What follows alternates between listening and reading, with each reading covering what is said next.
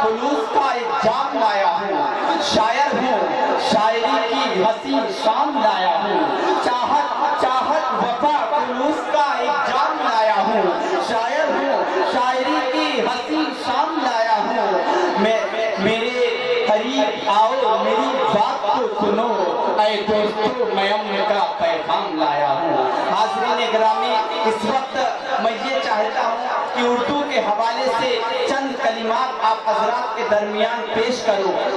حضرات گرامی، اردو زبان ایک پھول ہے جو ساری کائنات میں خوشبو بن کر مہک رہی ہے، اور یہ بھی ایک سچ ہے حضرات گرامی، یہ ہماری اردو زبان تعصب پرستی کے شعلوں میں بھی جھلس رہی ہے۔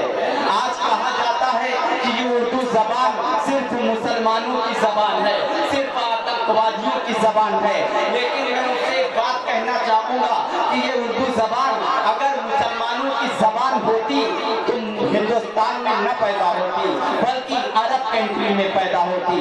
اگر یہ زبان آتنکوادیوں کی زبان ہوتی تو پنڈت رتن ناتھ سرسار، پنڈت جواہر لال نہرو اسے نہ اپناتے۔ اگر یہ اردو زبان آتنکوادیوں کی زبان ہوتی تو رگھوپت سہائے، فراق گورکھپوری اسے نہ اپناتے۔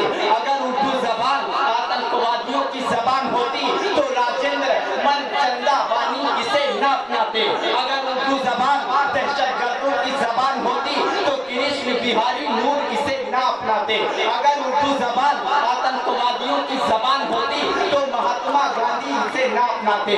اگر اردو زبان دہشت گردوں کی زبان ہوتی تو ہندوستان کی مشہور گلوکارہ ملکہ ترنم لتا منگیشکر اسے نہ اپناتی۔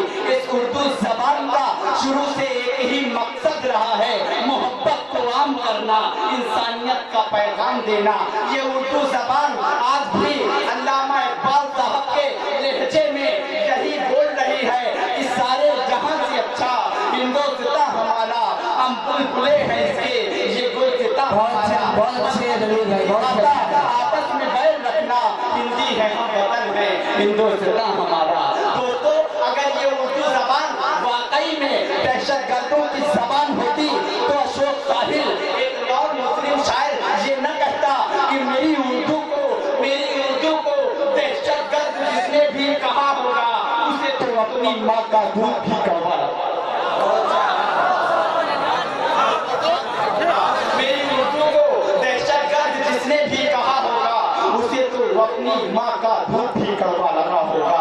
حاضرین، جب میں یوں عرض کروں کہ اردو کے چند لفظ جو آئے زبان پر، تہذیب مہربان ہے میرے خاندان پر۔